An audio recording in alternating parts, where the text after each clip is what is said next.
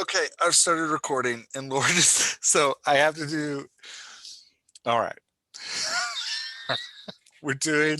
I'm going to do the intro to the podcast on the first recording, and Laura just told me. I was sharing how many times I record the intro, and I record the intro on any given day because I usually do the intro separate from the actual interview. I record the intro like 15 times, and each time I record it, I get more and more angry at my mess ups and like what to say. So by the 14th time, I'm like a cussing mess, and my little kids are like playing PlayStation next to me, and they're like, "Dad, those are bad words." Anyway, I shared it. See, I shared. You didn't think I would, but I Yeah, shared I it. know you would. You have no filter. I have zero filter.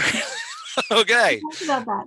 so this is the Dialogue Doctor podcast. If you didn't know where you were, or vlog for the YouTube crew, um, which is growing. We have a growing YouTube crew, I which is know. I surprising. logged on today and I saw how many subscribers are there. That's Yeah, awesome. yeah. There's like 200 subscribers on 159. YouTube.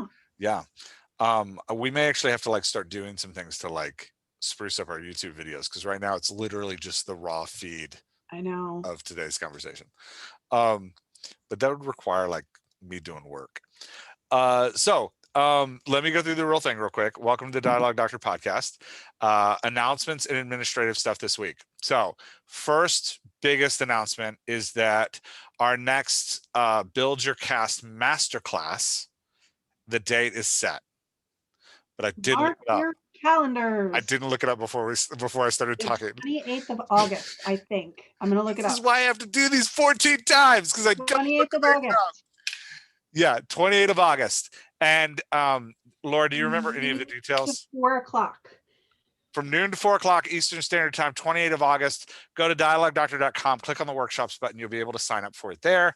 There is a cost to it. There's actually two costs to it this time. So the first cost at $249 is just to attend the day.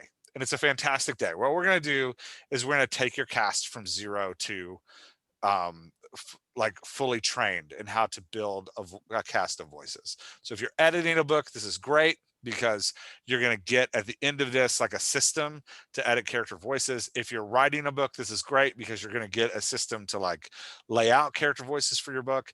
So what we're going to do is we're going to talk to you about what character voice is in way more detail than we can go to on the podcast, and then we're going to break down like how you adjust those voices in modulation, and we're going to talk about give you editing tips to how to edit modulation, which is again something we talk about on the podcast but never go really in deep detail in. And then we're going to get into actually like how to develop a character's voice across a series and across a book, and then we're going to get into like how to create characters that complement and contrast each other. So those are the big overviews. It's a great workshop. It's 4 hours long. And it's a lot of fun. So we're going to do that on Saturday the 28th. You can go sign up for it on the website for 10 people. The first 10, and actually there's only 8 left because 2 people took them before I even posted the thing. So for 8 people, we have an additional slot left where if you sign up, if you're one of the first 8 to sign up for this additional slot, it's an additional charge too, but Laura and I will spend an hour and a half with you post conference actually working on your cast with you. So you can sign up for that extra working on your cast. So we did this back in May. It was a huge hit. People loved it, which is why we brought it back. So go to the website, click on the workshop button, and that's where that is. Second announcement, sometime in mid-August, we will be doing the book club. I know people have asked me, when is the book club? We're reading Freaky Deaky by Elmore Leonard. Here's the copy, my copy, Freaky Deaky by Elmore Leonard for the book club. I'm really enjoying the dialogue and it's fantastic. All that to say, oh man, I keep saying that phrase.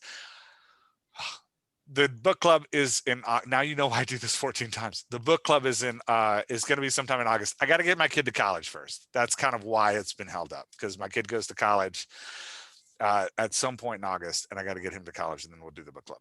Okay, so that's the book club. Last thing, dialogue doctor stuff during the week. So if you haven't already, go to the website, dialoguedoctor.com, sign up for the newsletter. The newsletter comes out every Tuesday. It's always a like expansion on something we talked about in the podcast. So go get that on Tuesday. Wednesday on the Patreon, a bonus episode comes out. So for $3 a month, which is less than a meal at McDonald's a month, you can go and get a bonus episode every week. So bonus episode on the Patreon comes out on Wednesday. When you subscribe to the Patreon, you also get into the Slack group. And if you're in the Slack group, you get a reading prompt every Tuesday and an editing prompt, which is way better than the reading prompt every Thursday. Well, first of all, it's a writing prompt on Tuesday. Reading prompt. It's a reading prompt. Today, I want you to read a poem about a cat. No, it's a writing prompt. Dang. See why I do this like 14 times? It's a writing prompt. You have to stop saying this, or you're going to say 14 times that you do it 14 times.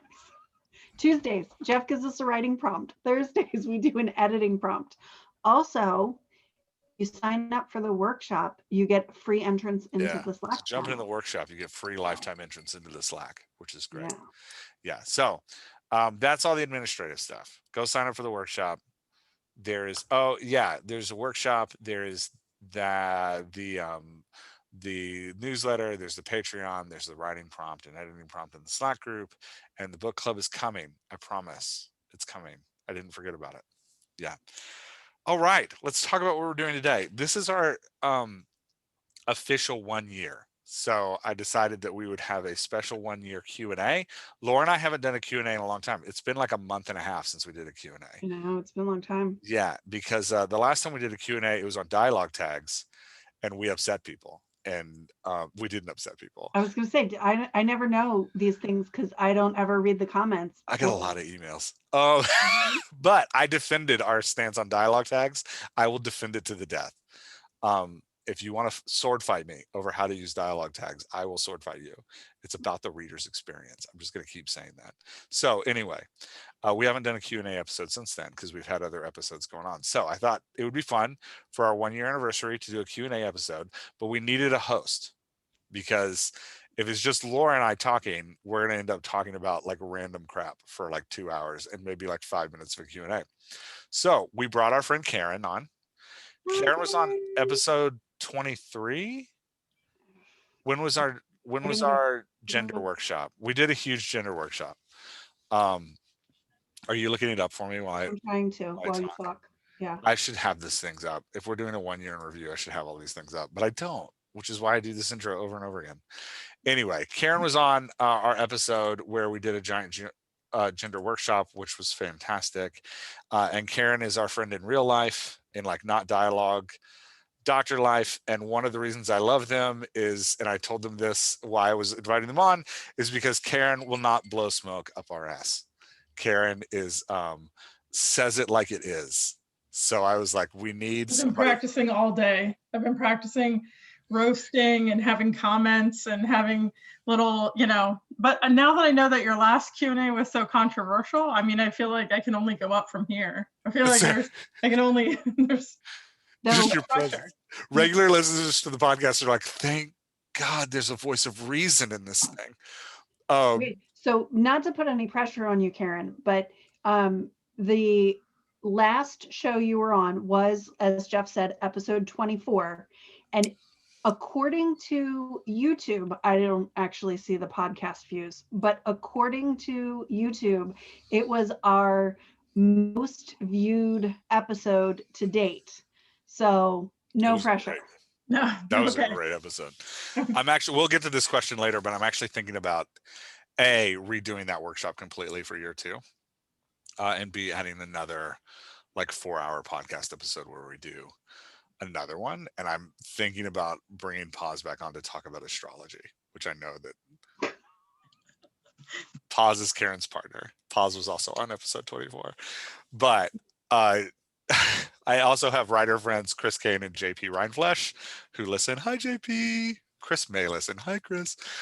They do astrology on their podcast sometimes. So I thought about like, hey, they were also on the Understanding Gender episode 24. So I'm thinking about, hey, we should get the gang all back together and just let Paz rant about using astrology in writing and talk about how she's a Leo, because she will. But yeah, anyway. Okay, see, this is why, Carin, we brought you. You have to take control. You have to stop me from rambling. I just thought we were already talking about astrology, which is what I do as I just sit and nod. Yeah. Every once in a while I do a little shoulder shrug and then I'm like, I hear you. And then every once in a while I'd be like, that's because they're a Virgo or something, you know, like you just have to pretend like you know what you're talking about. You don't have to actually know. That's right. So I really do feel like with astrology, it doesn't matter what's going on. You can just blame it on the sign. Because if it's a good thing, they're going to say it's about their sign. If it's a bad thing, it's about their sign. Like really. And Yeah. I feel that way because I'm Scorpio. Oh, see. Well played. Well played. I don't even know what that means. I don't either. I just know it's my sign. I feel like it's something that people should know about themselves, but it doesn't really matter if you know about yourself. Because if somebody asks you what that means, you just describe yourself. It's like we're like this. Yeah. Or else you just have to say stuff like my moon is in my sun house, or you could say like Mercury's in retrograde, and everyone's like, "Ugh, I hear you." Oh my gosh, we're gonna get so many Mercury letters. is always in retrograde. Mercury just lives in retrograde in my mind. I don't know. Anywhere other than in retrograde. So. We are. See, I'm actually, it's not going to be the most viewed, but I'm just now trying to make this more controversial than your last Q&A. See, that was my goal from the beginning. Awesome, that was your goal. Done. Give Jeff more letters. Resign. Yeah, write me letters about astrology. I don't know anything. The only thing I know about astrology is that our friend John has an astrology podcast that I can't remember the name of. Do you remember the name of his podcast? I don't. I'll put it in the notes. Okay. Oh, there it is. It is Zodi Hacks. Zodi-Hacks. Our friend John has an astrology podcast that I listen to every once in a while because I like listening to John. And he did a Thanksgiving episode in which he said that Virgos were green bean casserole. And they were, and I as a Virgo took offense to that. And I love how every time you tell that story too, you're always like, and green bean casserole, not in a good way. Not in a good way. Not in case you like green bean casserole, that's not how he meant it. Yeah. He was old and soggy. And that's, I will forever remind John. Pretty sure that John is one of the nicest people I've ever met. I don't think John has it in him to say anything negative to anyone.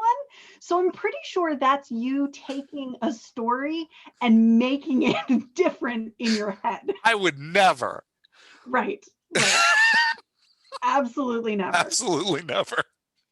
All right, Carin, save us. We have questions. We gathered them from the Slack group. Carin is going to ask. But Carin, before you do that, before you take over, tell us about yourself. Yeah. Oh, good call. Oh, about myself. I mean, we know you're a Gemini. Oh yeah. Well, now I'm going to get a lot of letters. Yeah. Nobody likes Geminis. That's the one thing I learned. Yes, I'm a Gemini. I don't have a lot of things to say about myself. I am currently drinking my drink of choice. Ooh, what is your drink of choice? Mountain Dew. Nice. It is the only way that I get through most days. This is how I stay up until 7:30 at night. And in my podcast, which I don't have, but if I ever did, it would be all the ways that I'm 80 years old. And this is drinking Mountain Dew to stay awake at 7:30 at night is one reason. So you and I should totally start that podcast. My kids tell me all the time that I'm like a 90-year-old person on the inside. I swear. I feel like I was born 90. If I would listen to it, and if you ever invited me, I would totally be there with you. Okay, I guess I'm starting. I better go because I have to go play in my new podcast. Just kidding. So we're here tonight. I have 3 wonderful children, and they're all wonderful because none of them are with me right now. No, I'm just kidding. Yeah, they're all wonderful, and yeah, and I'm happy to be here tonight. And I know I'm not supposed to be celebrating this, but I think when you go for 1 year, you have to celebrate a little bit because I mean, I don't know, everything that you just said based on like this comes out Tuesday, this comes out Wednesday, this comes out, this workshop, this book club, you guys are working your tails off. So congrats to you all because it's stuff that needs to be out there and people are benefiting from it. And it looks like you have a little bit of fun. I mean, I have fun whenever I'm with you all. So, but that's all. Looks like maybe, I don't know. Yeah. It's Also uncertain. like how you tell us about yourself and you turned it around to us. So That's what I do. that's pretty skillful. That's the switcheroo that you weren't supposed to talk about. So Oh, sorry. there's not much more to share about myself, and that's why I don't have a Whatever. podcast You with work other with people. us at Submersion. Yes, I work So with if you you. listen to this And you're podcast a getting lot, you know Laura and I master's work degree. together. Yeah, and Paul and Carin is, I almost said pause. Carin is one of the fabulous writers at Submersion, a writer in and of themselves, and they just finished a really meaningful project. Am I allowed to talk about this? I think so. Okay. I mean, Laura's boss and HR in that world, so I can ask her and she gives me approval and then I can talk about it. So Carin just created an amazing training that helps therapists not be jerks to trans people, is how I would sum it up. And Yeah. it's a fantastic training that Carin just wrote, and I'm really proud of it. So I think you did a good job. Also, you're getting your master's degree.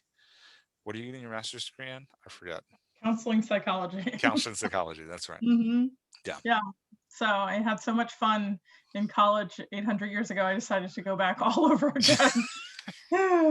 So I feel like that needs to be a whole branch of your podcast, being 80 and going back to college. And going back to college. Yeah. yeah. Yeah. Yeah. I mean, most people in the pandemic, like what? They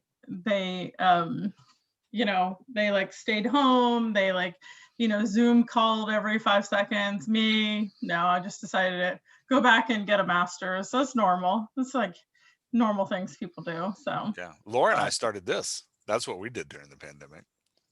yeah, and Laura's going back and well, Laura started this, also going to school, also working. So yeah. you can't talk to us. Yeah. You're like, exactly. you I find agree. too many hours in every day. Can't talk to us. Mm-mm. So this is going to be a weird podcast if I'm just sitting here. Well, You're I'm about still to go over the talking to rules. us. Oh, It's you've got rules. Yeah, go over the rules. of the day. Okay. So there will be multiple questions. You may only pass one time. I will not allow more passes than one. I like this. And if at any time that you are unsure of your answer, please just look right into my eyebrows and they will tell you whether we're sure or not sure about That's what why you're we brought talking you here. We brought you here for the no nonsense eyebrow looks. All right. Basically. Is there like a time limit, and will the eyebrows warn us when we are running over time? Please You do. only have until I finish this Mountain Dew. No, I'm just kidding. Damn. Rush job here. Quick, somebody fill Carin's Mountain Dew. You don't have a beverage tonight, Laura? I do. I have my trusty water in my work hard, stay humble, be kind mug Nice. that I feel like should be everyone's mantra. Yeah. And then I have my Izzy that I have not opened yet. Oh, I don't know what an Izzy is, but it looks It's fancy. basically a grapefruit soda. Okay. They have different flavors of it. Grapefruit just happens to be my favorite. Nice. It also happens to be the only one my husband will not drink. So I keep it stocked in the house. There you go. And I say will not drink. He won't drink it until he gets to a place where he's so desperate for a carbonated beverage that it doesn't matter what it is. Nice. I'm drinking scotch because I am 90 on the inside. But angry on you. And I'm wearing, I got to show this. I'm wearing one of our Dialogue Doctor crew members sent me a t-shirt, which, and a book. Thank you, Tom. It's the River Run Bookstore in Portsmouth, New Hampshire. It says, stay home, read books. So if you're in Portsmouth, New Hampshire, go visit Tom at the River Run Bookstore. Thank you, Tom. I love it. I love the shirt. I'm wearing it tonight. I wore it especially for the podcast because wearing shirts on podcasts is such effective advertising, but it'll work on YouTube. Anyway, all right. Sorry, Carin. Take us away. All right. So we go. Question number 1. What is the most important thing you've learned about writing from doing Dialogue Doctor this year? You have to tell us who goes first, or Laura and I will just sit here and stare at each other. Oh, well, we'll start with Jeff first this time. Damn it. What is the most important thing I've learned about doing Dialogue Doctor this year? I saw these questions in advance, and you think I would have like thought of answers, but I was like, nope, I'm just going to send them to Carin. Nah, that's good. I have something to offer authors. I think that was it. Like, I struggle from pretty severe self-confidence issues. And so learning this year that like I can actually help people um was really great. That's what I learned this year. That like, hey, I can help and helping is nice. Um that was good. That's not true though. I also learned what character voice was. Um I feel like there's a lot of stuff we've been forced to define this year, like the dialogue Daisy, which is episode 25. If you're looking to think of episodes, dialogue Daisy is 25. I learned about using gender in appropriate ways, which is episode 24. Is that right? Yeah. Um, Wait. Are you just going to go through each one of the episodes and just be gonna like, go through. I learned this from this episode? No, and I learned about modulating voices, which is episode 29. Those were the 3 I was going to do because it's stuff that I did naturally and that we did in our work life, but that I had never actually like sat down to define for a writer.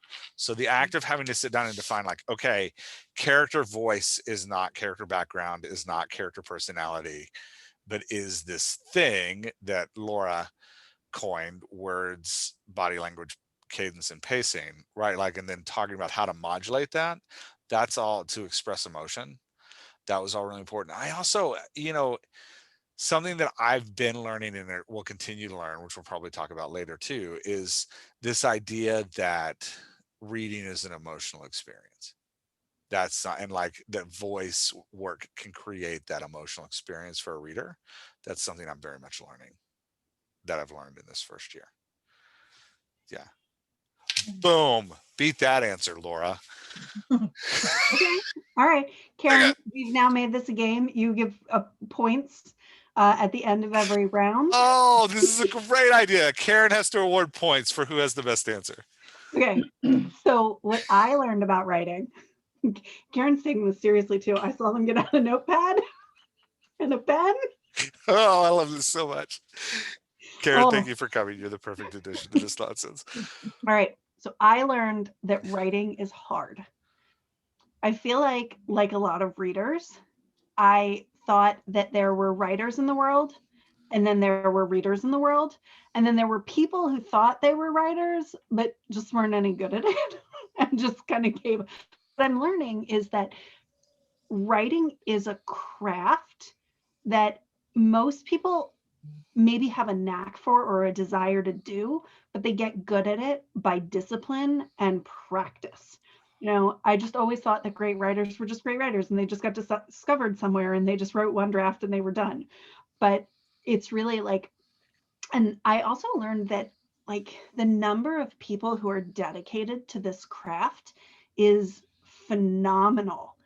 And I mean, we have a small slice of them in the grander scheme. I mean, our community is growing, but like the stuff that you all do is hard. You come up with these stories out of nothing, right? Like nothing. And all of a sudden there's a story and there's a person and it's the person, like it's amazing, but it's super hard.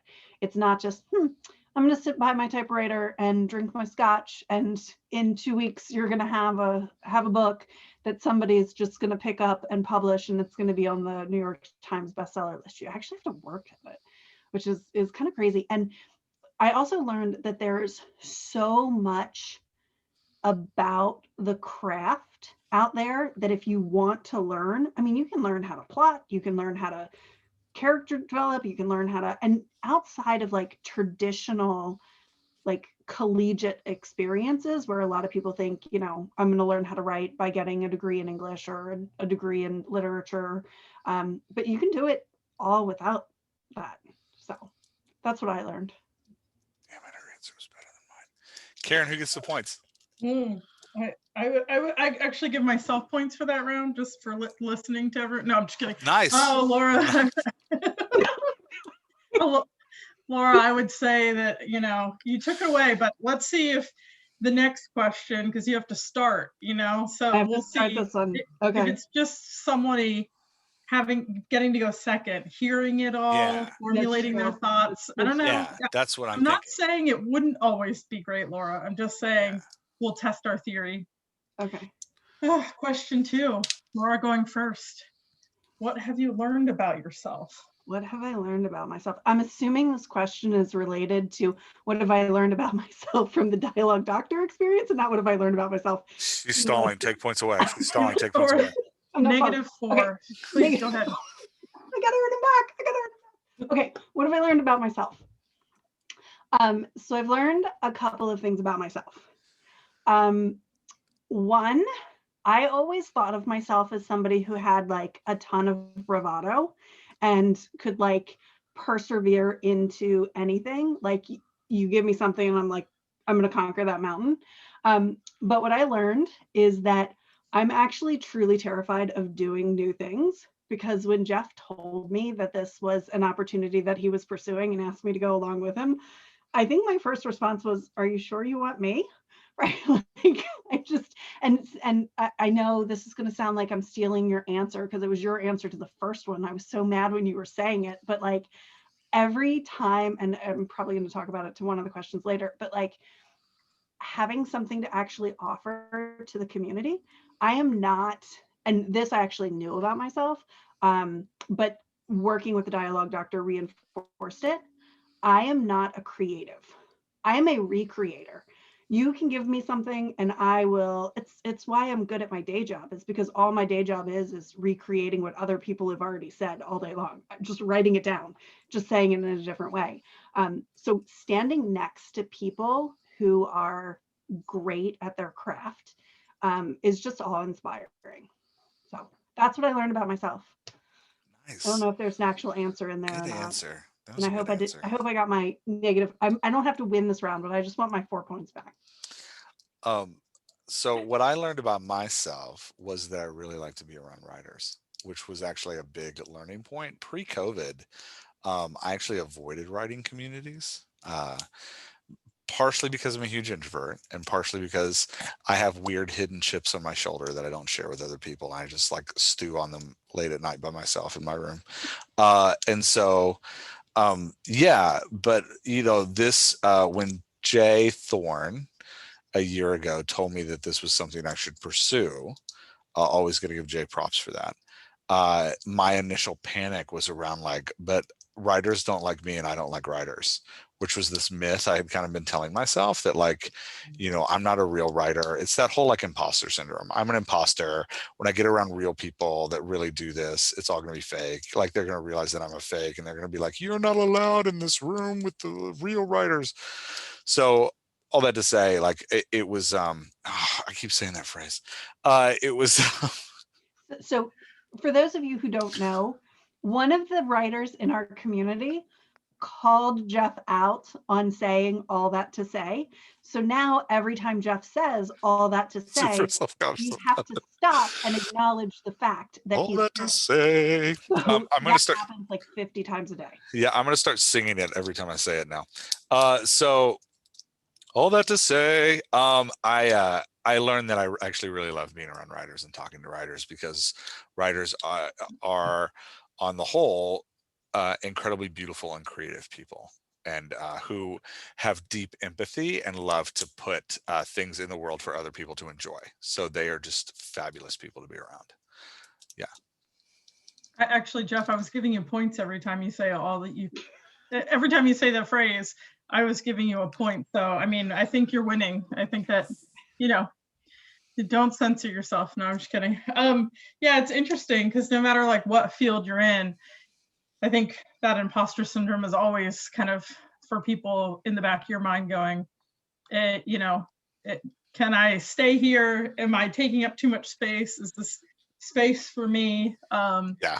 And I think, you know, but I think in the writing community, I hear people say, oh, I'm not a writer. I just do this or I just do that. And it's kind of making space. I think the realness in this dialogue is realizing that creating like dynamic characters that people can relate to is writing, is storytelling, is whatever you want to call it yourself, you know, but it's finding a way to connect to people and putting it out there in a way in which, you know, I read your books, Jeff, and I think it was funny because I connected to certain characters and then I could talk to somebody else and they might connect or resonate with another character, and you're following those individual people that, you know, feel like real people very much so, you know. But all right, so points for me. Anyway, back to number 3 here. We're going back to Jeff. I think Karen's winning. Yeah. I mean, I would actually agree with that assessment. That's why I said yes to this. No. What's the biggest problem your clients have with dialogue?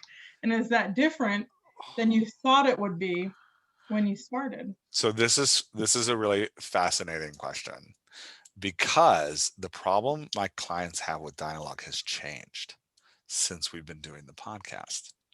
So when we first started the podcast, I felt like everybody I was meeting with had these similar problems. Lots of summaries where dialogue should be, character voices that weren't like distinct. But there's been a weird turn over the last 4 months in that most of the clients I have binged listened to our podcast. And so they fixed a lot of stuff I used to see. And now I don't see that so much anymore, which is, it's been a weird thing for people to come on the podcast and be like, people to come into a session with me and be like, yeah, so before I came in, I fixed all the summaries and I tried to get my character voices straight, and I took out all the italics, because if you listen, you know my bias against italics. People take it out now before they have a session with me. And like, so I want to know how you feel about it now. And I'm like, oh, I don't, what else do I have to say? But it's, that's been a weird shift. So now the work I do, initially the work I did had a lot to do with like, you need to take out this summary where you're like writing this paragraph that summarizes the action, and instead put it in people's mouths and write dialogue. That used to be, it was a lot more of like, put dialogue here, put dialogue here. And now it's a lot more about like, let's talk about what the emotional expectation is of this scene. Let's talk about how we can modulate this voice to get this scene across. So it's been a lot of like, there's been a transition in the way clients, I didn't know what I was soon when I started working with clients a year ago. I had no idea. But like in a year, I've been doing 2 to 3 clients a week for a year now. And sometimes, and I haven't counted how many clients I've worked with, and sometimes I'll have a week where I do like 4 clients. So I'm well over 100 writers that I've worked with now in this year. And so it's, I didn't know what I would expect to see in people's work, but it has definitely shifted since we started doing the podcast. We're having an impact, which is really nice. That's great. I think at one part of your answer, I thought you were just saying you're putting yourself out of business. So I'm glad you rounded it out at the end and really still had. You've given it all away. Jeff loses points for telling people not to book sessions with him. Just listen to the podcast. Yeah. Well, Jeff also says this thing a lot where he's like, our goal is that you're never going to have to take another course with us. Our goal is we're going to teach you all this stuff so you'll never have to work with us again. Yeah, that's the goal of the masterclass that's coming up August 28th, by the way, is that you can sit with us for 4 hours and never have to listen to us talk on a podcast again.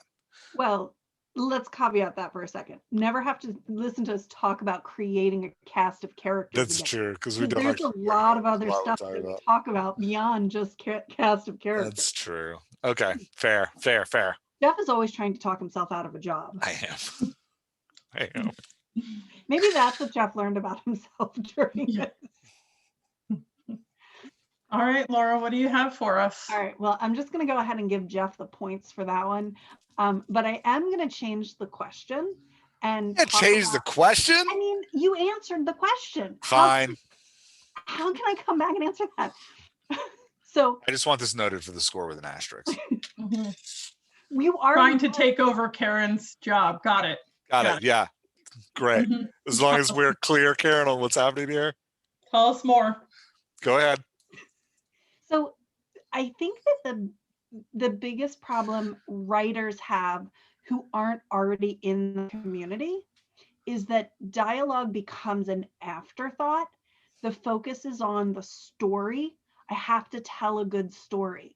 But when you start with, you have to create great characters who have engaging dialogue, that changes the dynamic of a book. And I think, Jeff, this is where what you were saying becomes true.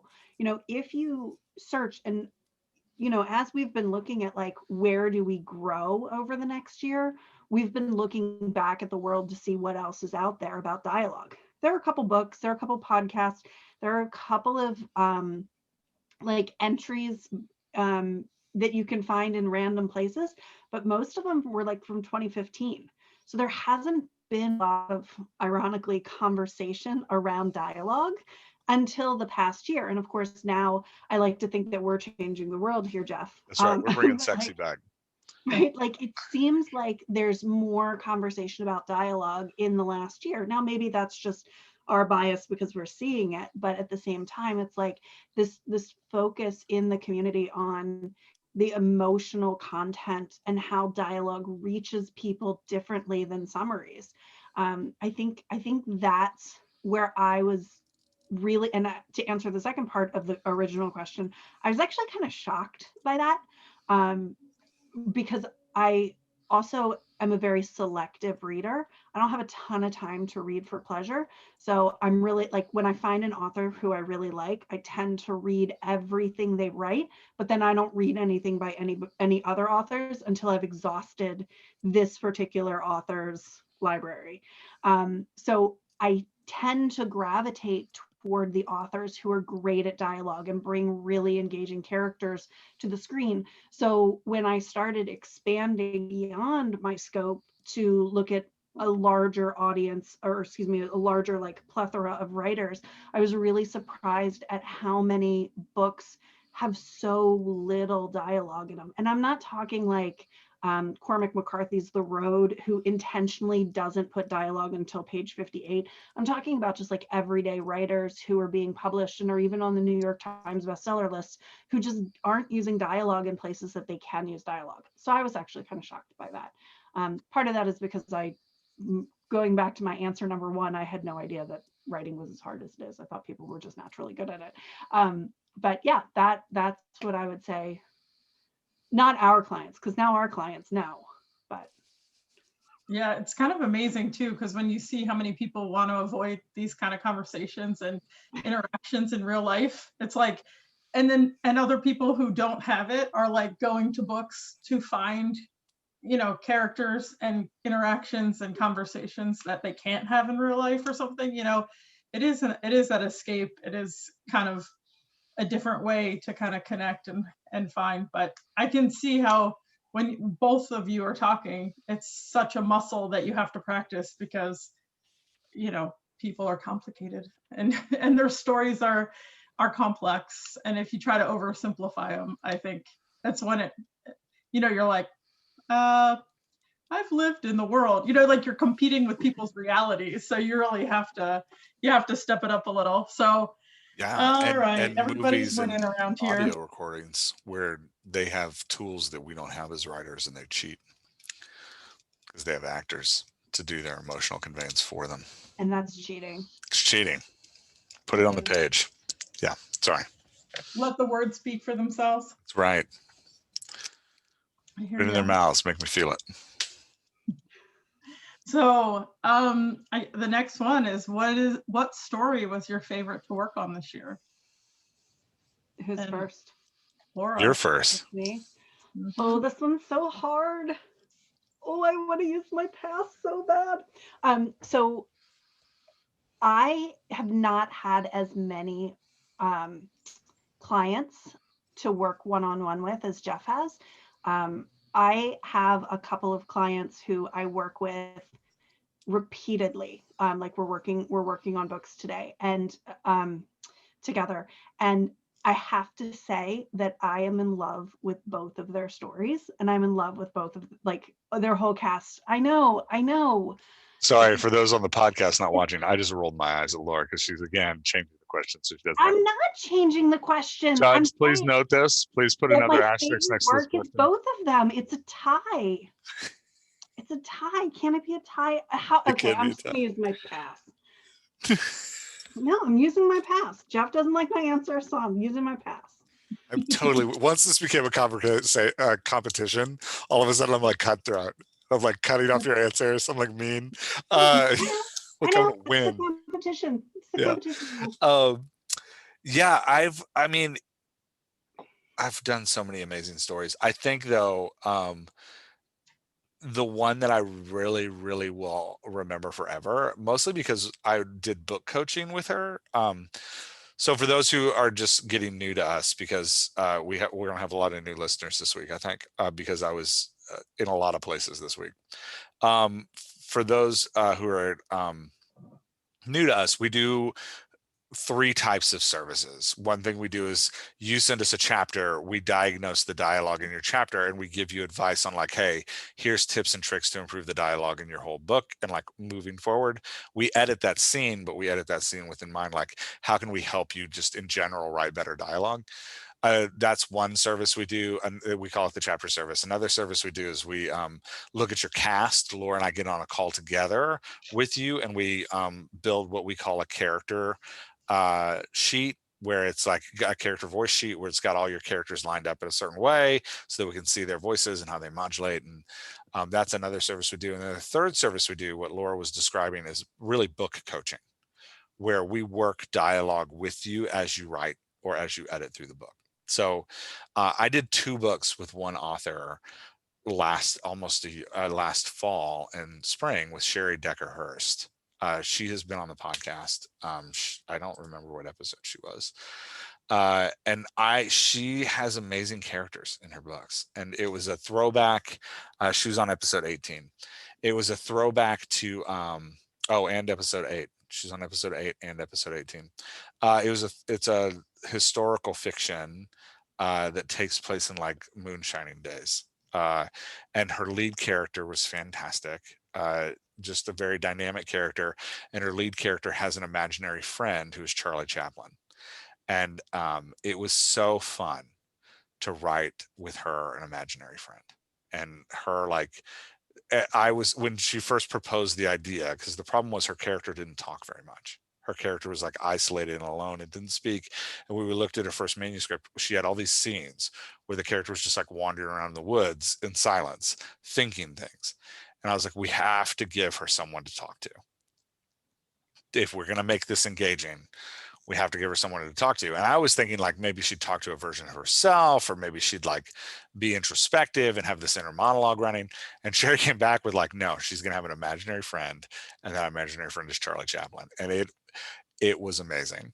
And it was so fun to work on. So I think that was, Sherry wins the 1 year. Man, I loved doing, and we did 2 full books together. So it was great. That's the one that'll stick with me. There's been a lot of amazing pieces I worked with, and I can remember, and now that I'm talking about them, I can remember a ton of them. A lot of amazing writers, but Sherry's has a special place in my heart because we did so much together, and because the idea was so unique, and Sherry executed it in such an amazing way that's my favorite for the first year. Nice. Well, Jeff already led with this a little bit, but going back to favorite podcast episodes and why. So I know you've mentioned a couple so far throughout this time, but we're starting with you on this question. And so you got to pick, I don't know if you're going to regurgitate some of the ones you've already said or pick a new one. Probably will regurgitate. I don't have one favorite. I'm going to pull a Laura. I'm going to pull a Laura and change the question. All right. For those of you who are listening on the podcast and not looking at YouTube, I just gave Jeff I can't believe you just pulled that BS since you just railed on me for it face.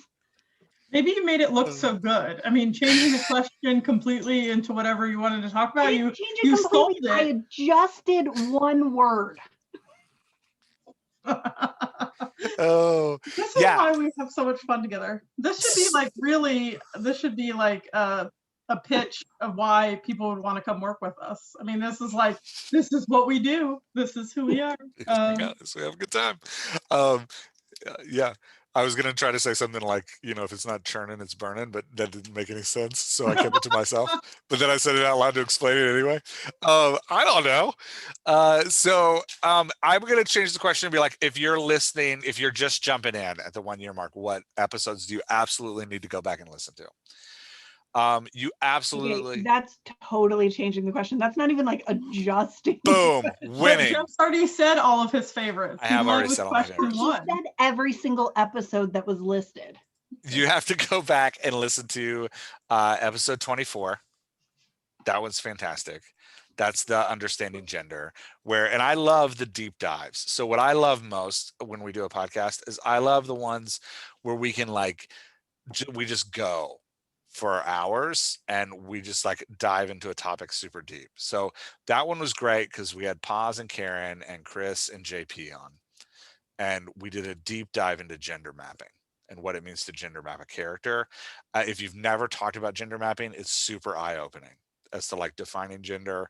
When Paz and Carin taught me gender mapping a year before we started this podcast, it was my mind was blown. I was like, dang, I've been thinking about gender all wrong. So that was amazing. I have a special, Wendy and I did one where we read together pieces of When Harry Met Sally and talked about it. That's episode 13. That Wendy's my wife. That was really great. We did a deep dive into Enneagram where we brought on these two people called the Maxi Company, and they came on and talked about Enneagram with us. That was episode 34, and how to use that for writers. That one was also really fun. Yeah, those are all of our deep dives. My least favorite episodes I'm sorry. I'm not sure When Harry Met Sally counts as a deep dive. That was a deep dive. Wendy and I got deep. We got deep when Harry Met Sally. We got in there deep. No, that one was just fun. So yeah, I think those were my favorites. The deep dives are the ones that I really enjoy. Yeah. Because I learn a ton from them. That's I learn from every episode. That's the dirty secret, is that I'm actually doing this for myself. So I can learn. But I love those deep dives. Yeah. Laura, what about you? My favorite. I guess, Laura, you can answer either question. The real question or the reframed question, whichever you want. All right. Well, I'm going to answer the real question first. Ooh. And the real question, my favorite episode was interviewing Jeff. And it's one of the reasons why I cut him off before he could say his least favorite, because I was pretty sure that was going to be his least favorite. I've actually blocked that episode from my mind. So, and that's episode 49. Here's why it's my favorite episode, is because Jeff shares with us about himself every week, but we never really get the chance to get to know him and why he does the stuff that he does and how he can pull off all the amazing amount of stuff that he does every single week. I swear he's got a time turner or something, because it's crazy the amount of stuff he can get done. So I really liked that one. I would say that's my favorite. If we are talking about which ones someone should listen to, definitely the Die Hard character wheel. Oh my gosh, that one was so fun. Because if you've seen Die Hard, it really takes an understanding of how we use the character wheel and puts it into a really tangible. I can tell Karen's rolling their eyes over there, because I was just going to say, for everyone not watching right now, just realize I have no idea any movies at all. So I'm making a stoic face, just, Yeah. Karen's we're talking about books, not movies, people. Yeah. It's okay. I didn't watch Die Hard. I read the book. Go ahead, Laura. Carin is saying that the only reason I agreed to do this is because I thought we were going to talk about books, and I have an understanding of books, but now you're bringing movies into it. Yeah. So, yeah. Die Hard was super fun. That's episode 23. 23. Okay. Yeah. So hang on. I have a list of. See, I should have pulled it up before. Lethal Weapon is also super fun. We bring on the Slack group. If you're in the Slack group once a month, we do we do a podcast recording. Last couple weeks ago or last week, I don't remember. We did a Ray Bradbury story that was a lot of fun, and we've done some movies. We did Lethal Weapon and Die Hard. They were great, and Guardians of the Galaxy. Yeah, they're definitely fun. Yeah. All right. So if you are new to the podcast and you're looking to listen to figure out what this is all about, there are 4 that I would suggest. Episode 25, which is the one where Jeff explains the dialogue daisy. Episode 29, which Jeff mentioned earlier about modulating voices. Episode 38, which is modulating character voices for emotional impact. You're doing all the solo episodes. Those And are my then I would least go favorite. back to episode, I think it's episode 2, which was the first Q&A that we did, which talks about why dialogue is important. It's And I actually know, episode 5. oh, is it episode 5? Yeah. Okay, it's the first one that I did. Yeah, it's episode 5. Episode 5. Okay. So I would go back to episode 5 because it's like kind of the reason why we do this and why it's so important. It's how we are connecting. I think we probably talk about it much more succinctly now, but it goes back to like how we think about that emotional impact. So those are the ones I would go with. Yeah. All good answers. Laura, you didn't mention one that I was on, but it won't affect the points that you're about to get or not get. I'm just wanting to let you know, in case you're nervous about that. Well, I was afraid to say it because I was afraid I was going to lose points for copying Jeff's answer again. So I feel like I was going to lose either way. So there's a fear tactic here. So like you're just walking on eggshells with me. Okay. That's right. Oh, wait. I want to change my answer. My favorite podcast episode is this one. Because Carin's here. Oh man. Dang it. Oh, that's okay. But for everyone listening right now, it's the last one I'll ever be invited to. Are you kidding me? You're gonna get asked back all the time now. I think you're coming back every episode. Every Q&A, Carin can Keep us on moderate. track. Yeah. Oh. Jeff got an email once from somebody who was mad that we spent 30 minutes talking about nothing before we ever talked about dialogue. So I feel like having you here keeps. And it was a truthful and real feedback. Right. We still have yet to listen to. I mean, sometimes we try, but we're not good at it. We're not good at it. Carin, keep us moving. I'm keeping it going. I don't want any emails. So Laura, yes, this again will be one of those broad ones. I'm assuming it relates to this as well, but it's what are you most proud of? I thought about this one and I am most proud of our community. I think that that's a good answer. I mean, I'm first of all, I'm proud of the fact that in 52 weeks, we have been able to influence so many writers to be able to think about dialogue as they're writing and think about the characters that they're creating and really focus on voices and about their readers' experience and all of that. But all of that aside, the amount of writers in this community who have put out work in the last 52 weeks is a crazy amount of art that has been put into the world. From the short stories that people are posting to the contests that run, to the rough drafts and stuff that people are writing just for themselves, to the writing prompts that we have people every single week write to the writing prompts and then edit to the editing prompts on the Slack channel. Like the amount of commitment that takes to art, it just, and then of course there are the people who are publishing and self-publishing and doing second drafts and third drafts of stuff. I'm just like, I am all inspired by the talent that is within the community. So yeah, that's what I'm most proud of. Me too. Jeff, you probably don't even need to answer because we know I just got the points. Yeah. Ditto. It's always hard going second after that. Ditto. Yeah, I will add to it. And I will say that the community was started through this insane idea I had, which was a 28-week course in which I made 5 hours of video a week. That was crazy. Looking back on that, that was insane. I don't know, A, why anybody signed up for that, or B, how we actually got through it. But we got through it. It was great. A lot of the ideas we still talk about came out of that 28 weeks.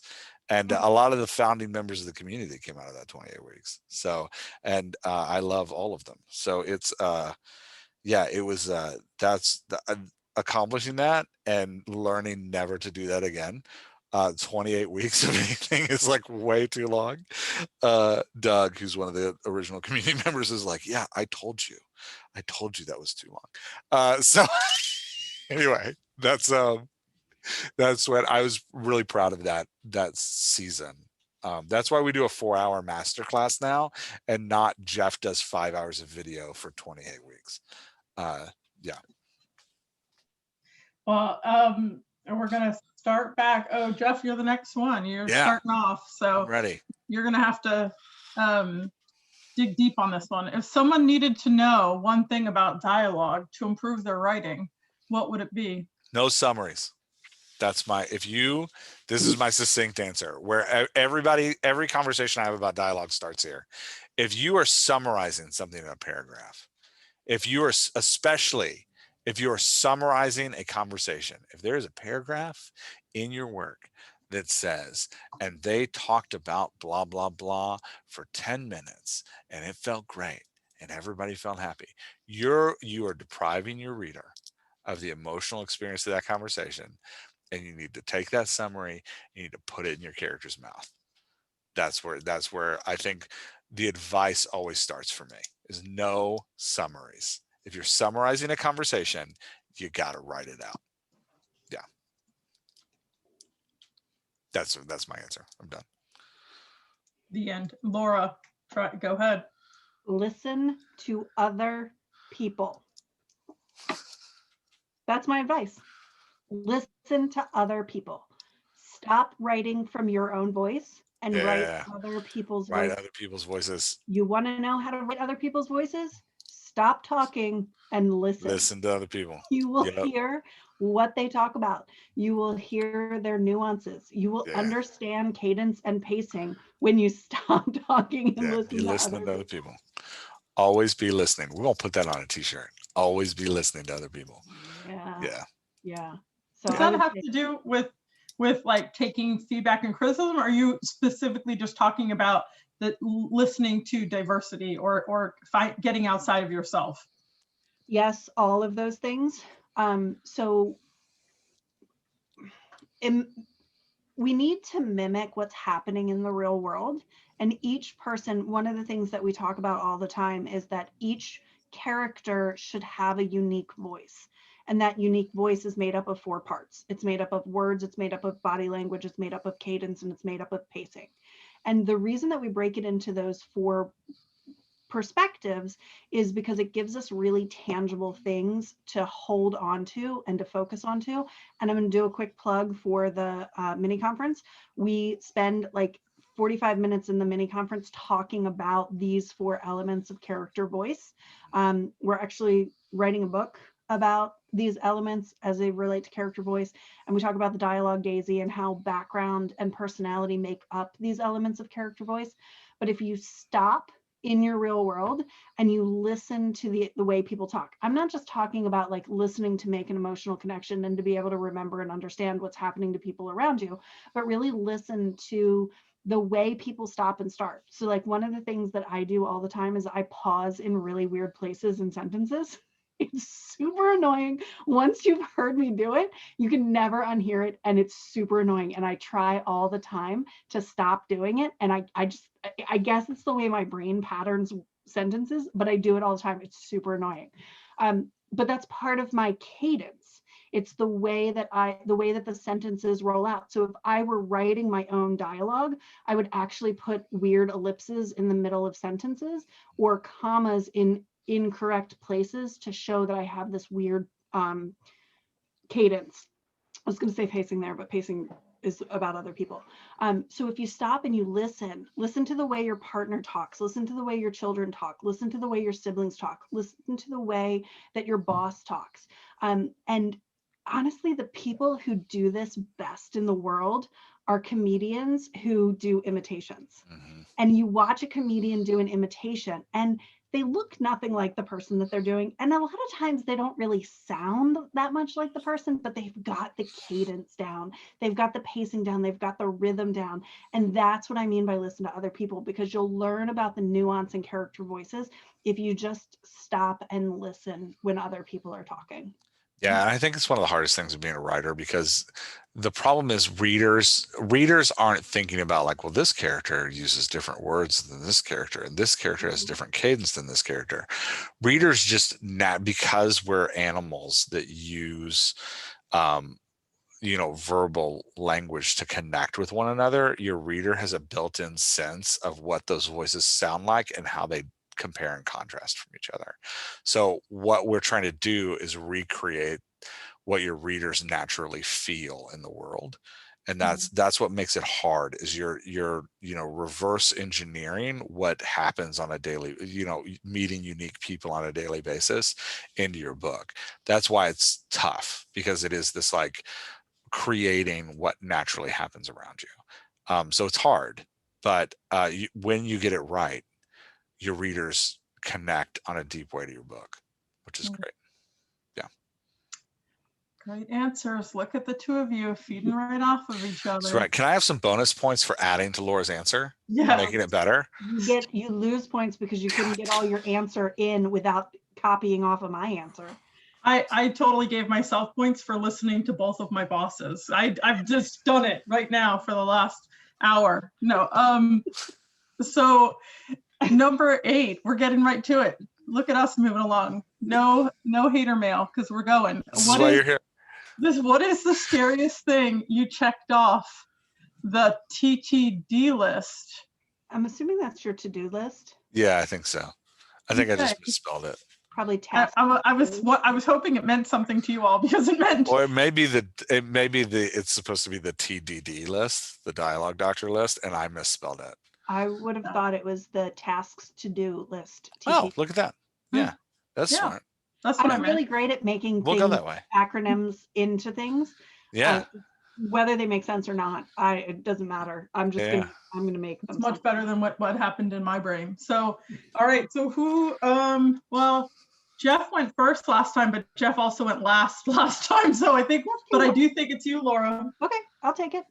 The one-on-ones were the scariest thing. The first time a client asked to work with me, I was like, me? You want to work with me? Are you sure you don't want to work with Jeff? I mean, I really want to work on your book, but are you sure you want to work with me? It was terrifying because what if I didn't have anything to say? And then I quickly realized that's never the case.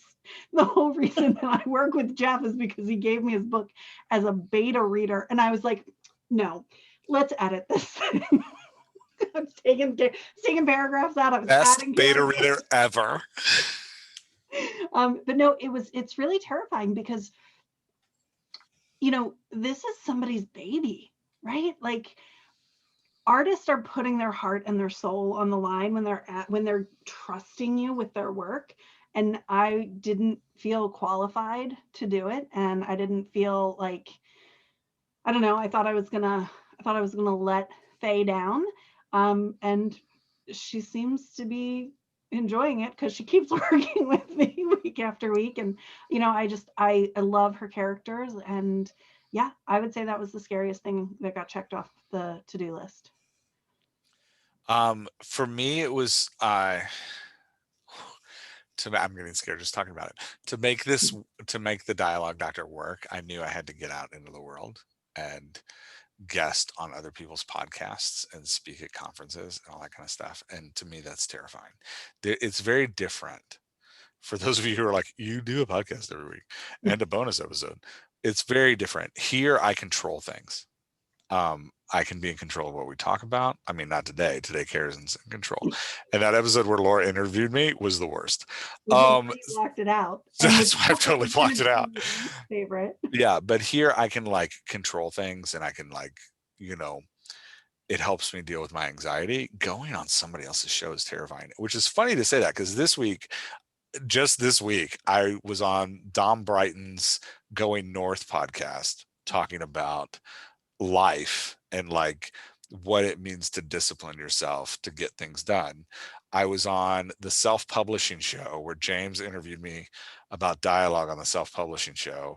And then on Saturday, I spoke at the Find Your Readers Summit that David Wallace put on, which is a fantastic summit. So there's been a lot of Jeff in the world this week. But all that to say, Jeff in the world. That's not true. So that's terrifying to me, is having to put myself into the world and talk to other people. But it's gone well. People keep asking for it to happen again. So you and I are both on the Pens and Lipsticks podcast. Is that what it's Pencils and Lipsticks. Pencils and Lipsticks podcast coming up? You're doing an episode and I'm doing an episode. I'm speaking at the the Career Author Summit, which is in Nashville, Tennessee in September. There's still tickets left. You can show up in person or go online. Jay Thorne and Zach Bohannon are putting that on there, allowing either or.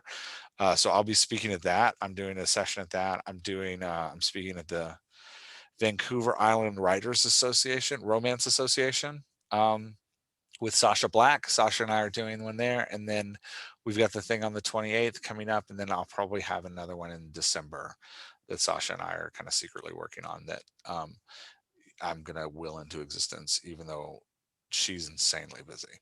So that's because she's amazing. So that's, it just keeps coming. So it's been terrifying to get over, but also, and I will say it's a real joy to like talk to other people. I get incredibly anxious every time it happens and like want to vomit right before things start, but it seems to come out okay. So, yeah. Well, that's kind of feeding right into the next one, because what is one thing you're still afraid of doing? Going on other people's podcasts. It's terrifying. Yeah. I also really dislike doing solo episodes of the show, by the way. That's Laura's favorite episodes were all the solo episodes. Probably because I didn't make her get out of bed and do them. Just deflecting. But those are also terrifying. I'm terrified of solo episodes. So that's my answer.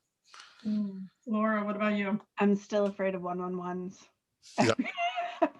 Every week, every client that I work with, it's a oh my gosh. And the stories are great. The authors are great. They're so open, and they're so like coming to us with open hands. But every single week, it's that imposter syndrome that Jeff was talking about earlier, and Carin, that you echoed. Like, I've been focusing on dialogue for 19 years of my life, not in the fiction world necessarily, but dialogue and the way people talk. And, if I were at my day job and we were talking about a character's voice and the way that they talk, like I don't bat an eye. I'm just like, no, that character doesn't sound like that. You need to focus on this, or put the emotion first, or like I can see the dialogue in our systems and figure out what's wrong with it, like almost without the actor. It makes it a lot easier with the actor, but like I know how to do it. But then you translate it into the fiction world, and I still feel like, because there are so many people who have come before us who are greats in their field, and I'm not trained as an editor. I'm not trained as a writer. I'm just a person who didn't have any friends as a kid, so I read a lot of books.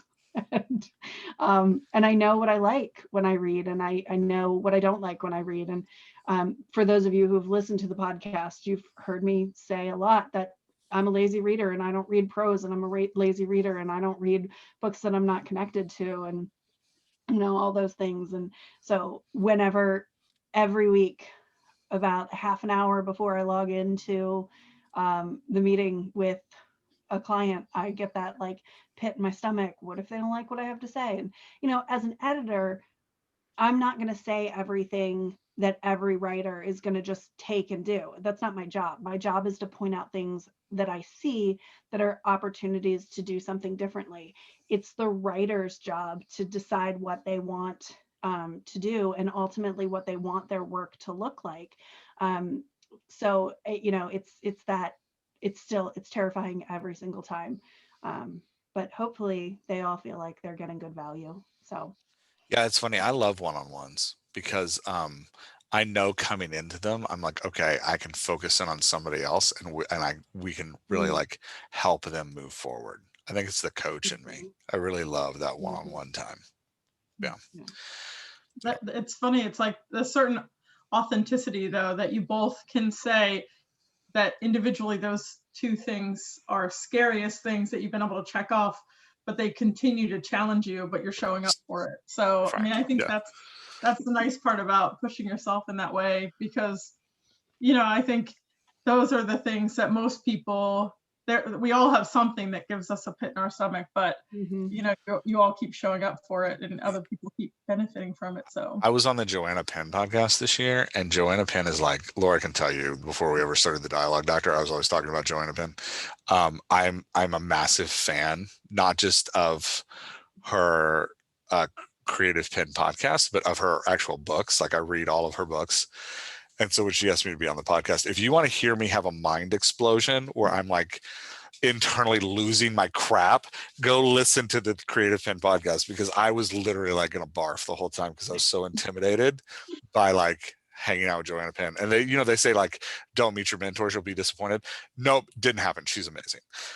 So yeah, anyway. Oh, well, we have a few more today, a few more questions. What did you think would work but didn't? And I think this is going to Jeff. Yeah, I got one.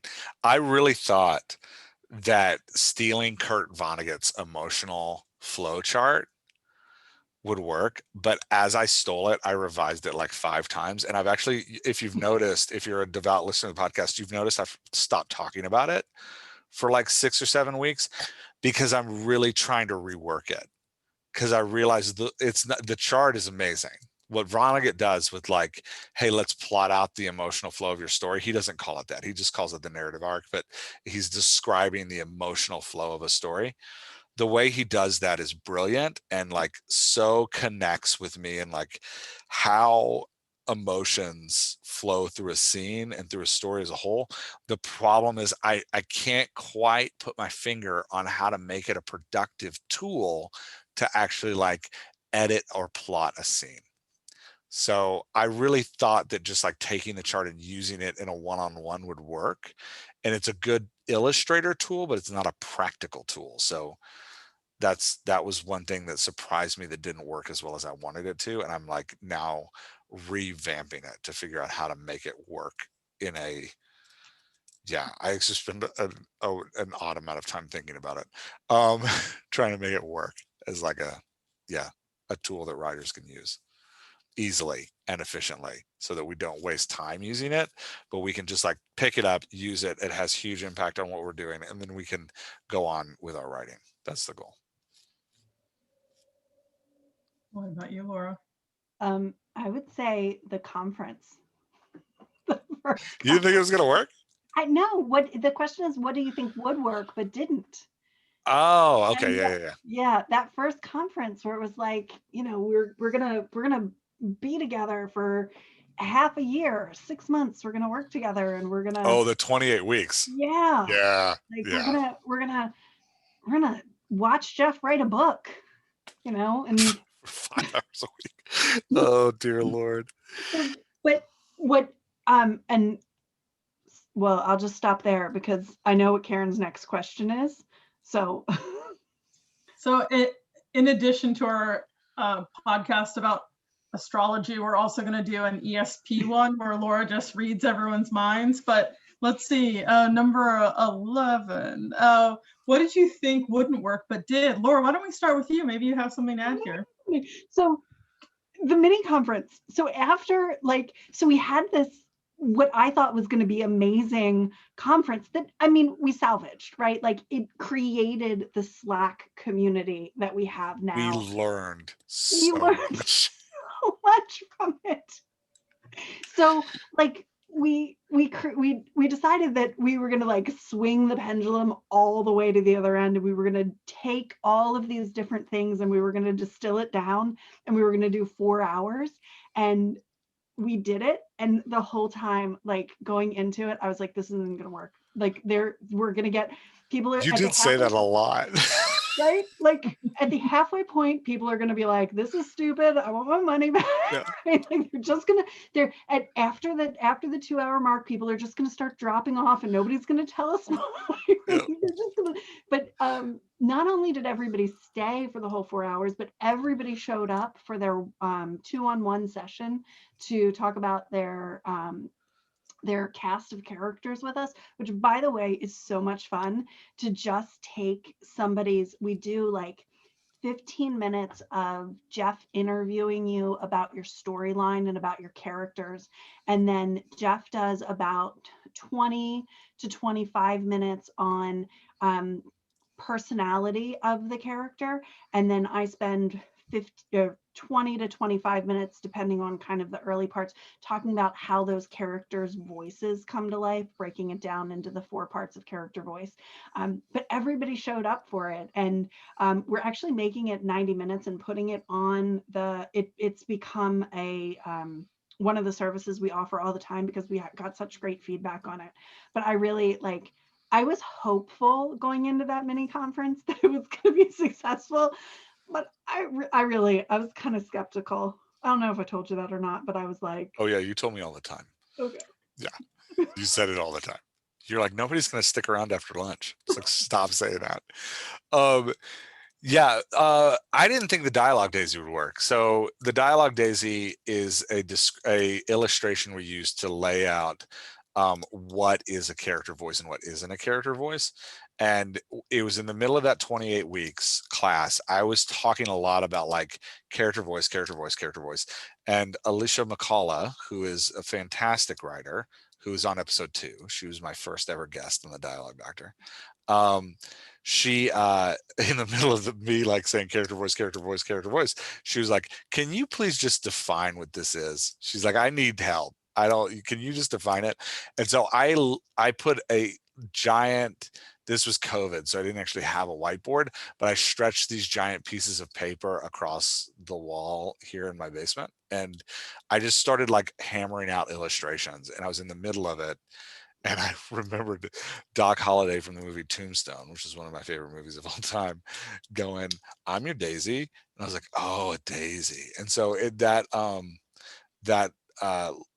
was a wild hair. That was the post like hours and hours and hours of weird, bizarre brainstorming of things that didn't work. Like I was like, it's like hockey. And then I'd like sit there and be like, how is it like hockey? It's not like hockey. It's like baseball. How's it like baseball? It's not like baseball. So anyway, that I didn't think that would work.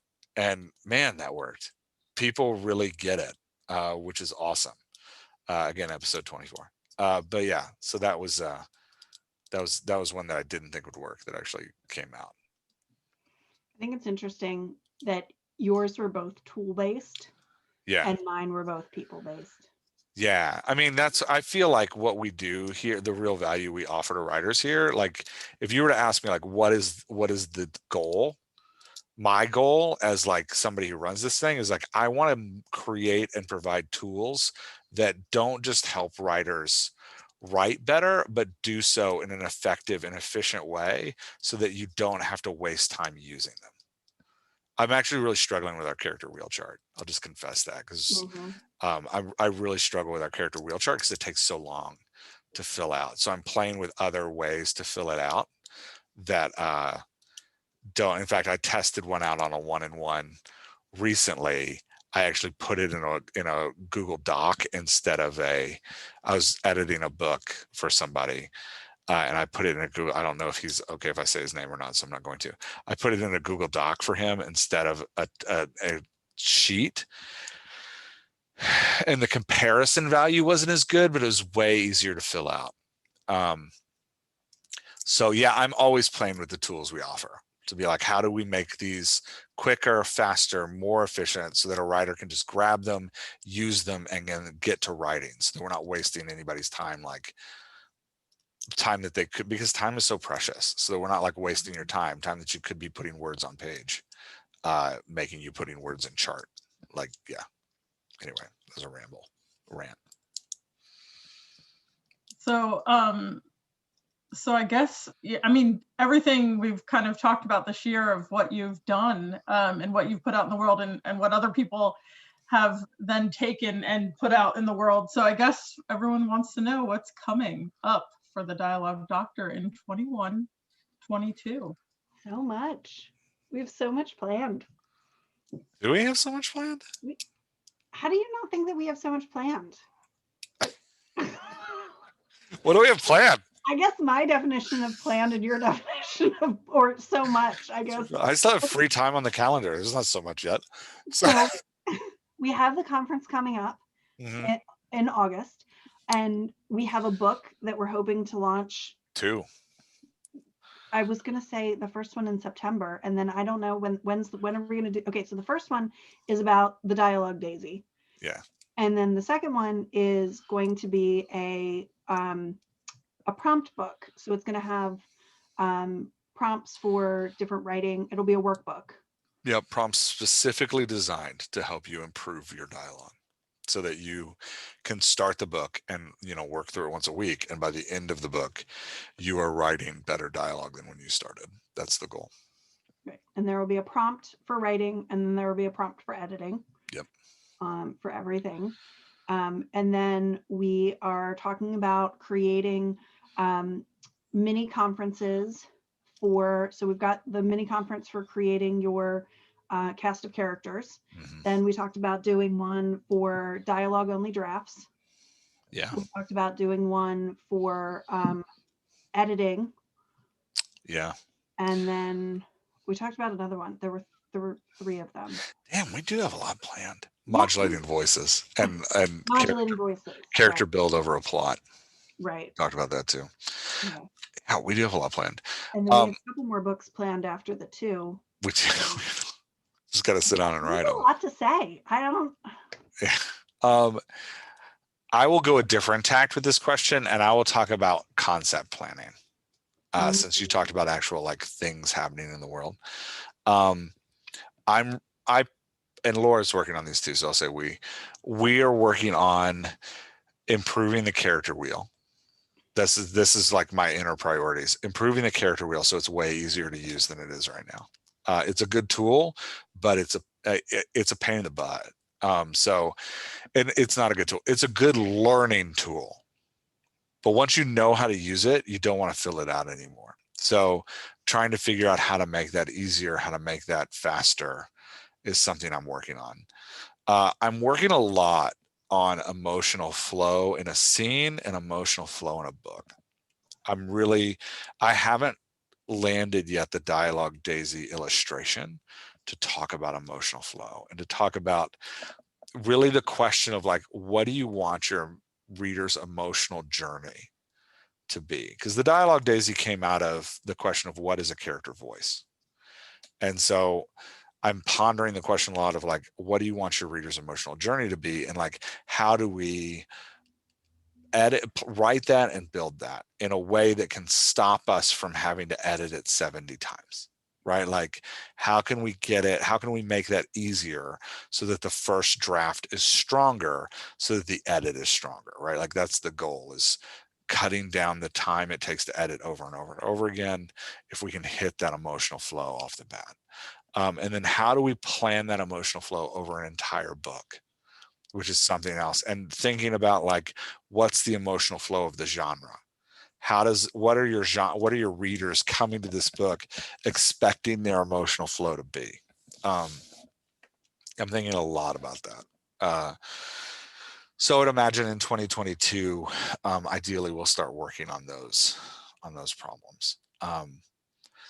And it's something I see in a lot of readers, that a lot of clients I work with, a lot of times y'all come in and we get a piece, you know who you are because we've already talked about it. You just give me a piece and I look at it and I'm like, man, the characters are good. The voices are strong, but this scene is supposed to be scary and it's not, it doesn't scare me, or this scene is supposed to move me. To like feel compassion for this character, and it's not successfully doing that. So understanding the ins and outs of how to build that emotion, deliver that emotion, and move away from that emotion, especially as the world becomes increasingly audio and visual, having to keep up with the potential emotions that a movie or an audio book can bring, or like a podcast drama can bring. Being able as a writer to compete in that world, or just to set our books up to succeed in that world, is really important to me. because I want writers to succeed. I want you to write a book. I want you to work with the Dialogue Doctor and listen to this podcast and then write a book, and people go like, oh my gosh, I want to read 10,000 copies of this and I want to make it into a Netflix series. And I also want a podcast based around it, right? Like that's my dream for the authors that we work with. And so I know the emotional tenor of what we're doing has a lot to do with that. So trying to figure that out so we can better serve the community is the goal. Yeah, it's interesting too, because just spending some time with both of you tonight and in general, but when you all talk, it's really that love of reading. You know, it's like I think anytime and I hear like, you know, you don't want books and these stories to go away, you know, and you're keeping it relevant and you're pushing it to its extreme. And whether you're talking about it on a micro level of like, here's a character's voice and here's this one, you know, or you're talking about on a macro level, like here's the emotional arc of your story and here's where all your characters interact with each other. And, you know, I think it just goes to show that every writer can come in and find something, you know, and I think that's why your master classes aren't going to be one and done. Sorry, Jeff, because there's always something to be working on. There's always something to learn. And I think when you do it in a collaborative environment where you can really pick someone's brain and really have people who are willing to be like, you know, no or yes, this took me there, you know, because the end of the day, it's the love of the story. It's the love of the writing that, you know, that I think motivates me to hear tonight all the things that you have planned. It's exciting. So I'm excited to have an opportunity to be with you all tonight. And, you know, I always enjoy my time with both of you, but really happy that you asked me to come on tonight because, you know, I learned even more about what you all do and just the passion that you bring to it. So thank you so much. Yeah, thanks, Carin. You're the best. Who won? Oh, all your listeners. Duh. I've been saving that one all night long. That's my gosh. In my pocket. Yes. So for everybody who's just listening, you're not able to see the irony and all of the and the way in which I delivered that, but I nailed it. Stuck the landing. Okay, let's wrap up on the video. I said never getting invited back. No, are you kidding me? Every permanent guest every time. Yeah. Okay. So before I stop the recording, because I always have to talk about stopping the recording, we have to announce. Let's review 28th. Go to the website dialoguedoctor.com, sign up for the workshop. While you're there, sign up for the newsletter that comes out on Tuesday.